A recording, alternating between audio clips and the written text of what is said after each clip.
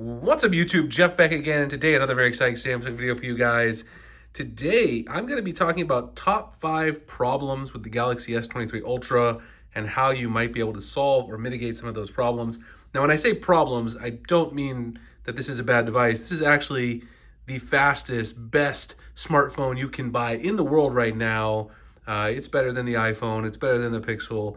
In my opinion, it's better than the Z Fold 4, although I love my Z Fold 4 as well. But today we're going to talk about some of these problems that just might be common things that might bug you, just traits of the phone that you can try to mitigate some of those things to make your experience better. Before I do, I want to remind you guys, this case actually, so people asked about it in the previous video, this is the Bellroy leather case. If you're interested in this case, I'll drop the link below. I had it on the last video, someone was asking about it. So let's get straight to it. I always keep my Google Keep document to kind of keep me on track, so I also know what I want to talk about. First thing is going to be battery life. This is the most common complaint with every single phone that you ever see released. Everyone's got battery life issues. Everyone uses their phone differently. I've had absolutely no battery life issues, but this will be a widespread complaint with this phone, just like it is any other phone. There's a lot of things you can do, though, to mitigate battery life issues. The first thing is go into the battery and device care menu. If you go down to where it says battery right here, tap on that.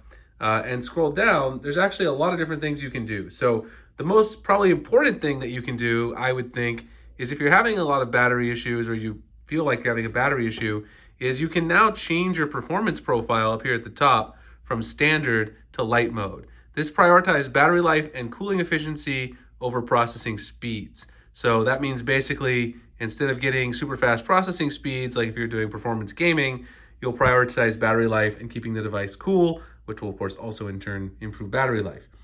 In addition to that, make sure you have adaptive battery turned on. This is on out of the box in the US models.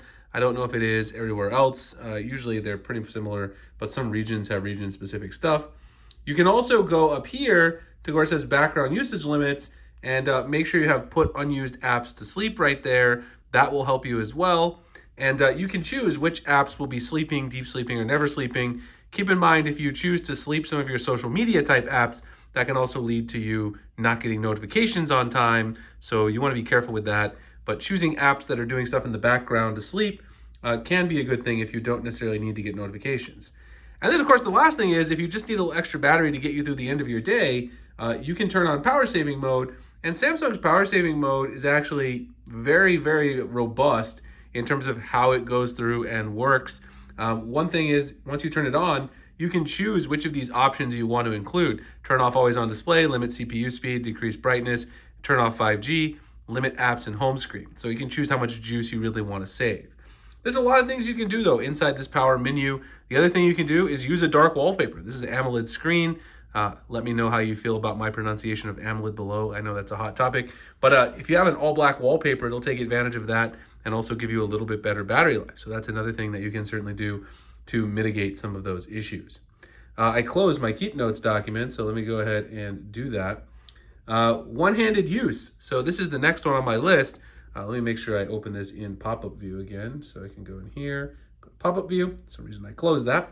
One thing you can do for one-handed use, there's a couple of things. First of all, if you go into the settings and you go into advanced features, you'll notice there's this option called one-handed mode. If you go into one-handed mode, what this will allow you to do is temporarily scale down the display size for easier control of your phone with just one hand. Because the fact is, this is a really large phone. And so if you've got smaller hands, I mean, I have pretty big hands, and it's still, especially with a case on, relatively large phone. So if you have smaller hands, this can certainly be something that's concerning using it on a daily basis.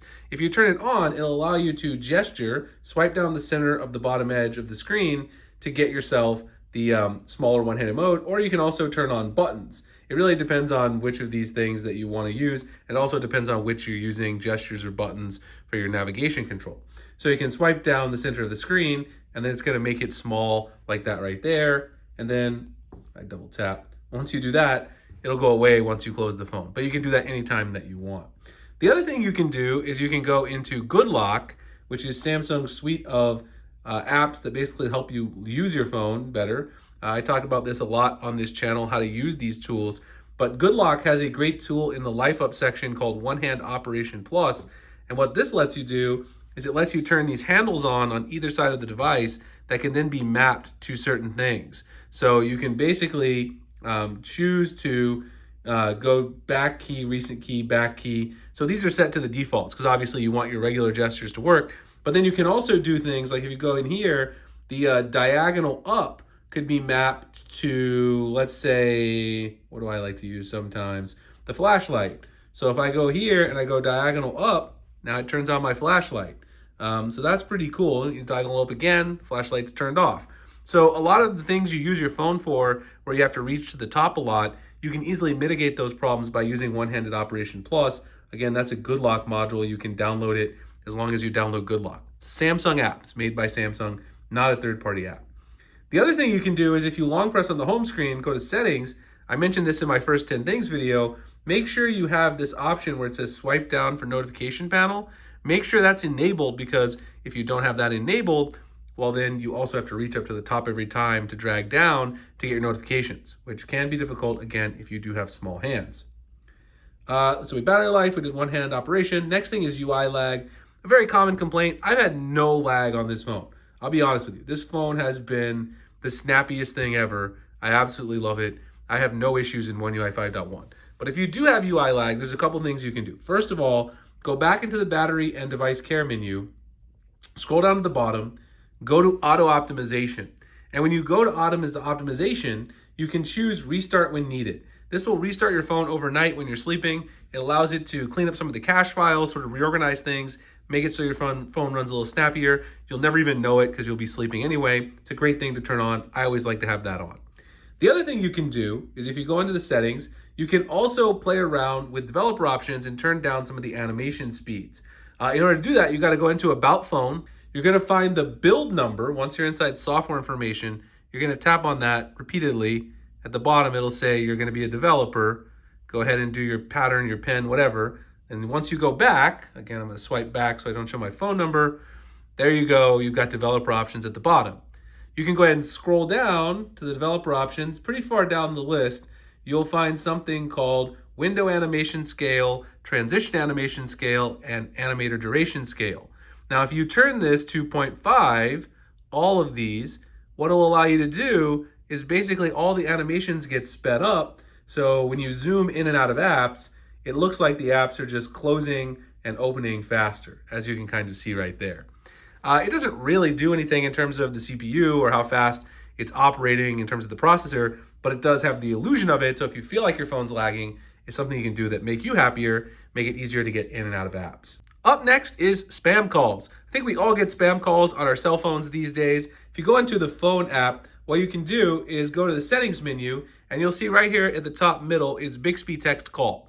And what you can do with Bixby Text Call is it basically allows you to screen all of your phone calls using the voice assistant on the Galaxy S23 Ultra. So if you get a call, you don't know it's from an unknown number, you can have it answer the phone, and it will read these made quick responses that you have as you type them. It'll ask them who's calling, what they're calling about, and you can interface with it while you're on the call. If you realize it's someone you want to talk to, you can go ahead and pick it up. This is great because I get so much spam every day. I use this a lot on my Pixel phone with Google's call screen feature, and it makes it a lot easier. You can also get a transcript of the call so that later if you need to reference who was calling, if you notice it's someone important but you couldn't pick up because you're working, you're in a meeting, whatever, later you can reference who it is, get the information, call them back. So great feature, Bixby Text Call. Highly recommend turning it on and then customizing your quick responses to deal with spam calls. And the last feature, which is camera problems. Camera lag and shutter lag has kind of been a thing on Samsung devices for a long time, but I'm really happy to tell you that thanks to one of their new add-ons to the camera app, that's pretty much gone. You guys can see how snappy those shots appear there in the viewfinder. Even if you've got like something moving, look how snappy it is. Very snappy. I mean, with the motion, usually it would lag a lot. Samsung has improved it a lot, and one thing that allows you to take advantage of these improvements is the Camera Assistant app. So if you go into the Galaxy Store, you can search for Camera Assistant. I actually made a video about this. Oh, it's right there already.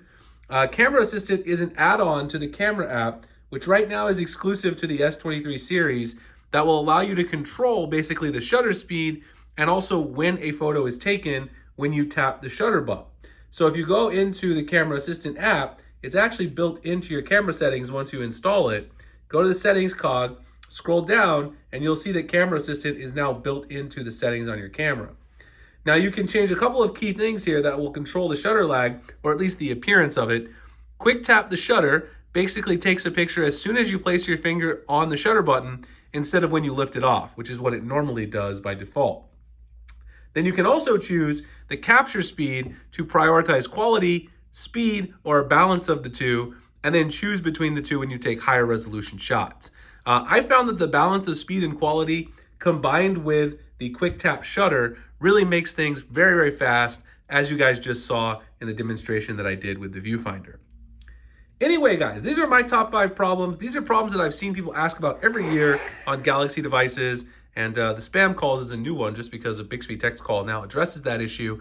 Hope you guys enjoyed this video. If you did, like, comment, subscribe, hit the notification icon for future videos like this.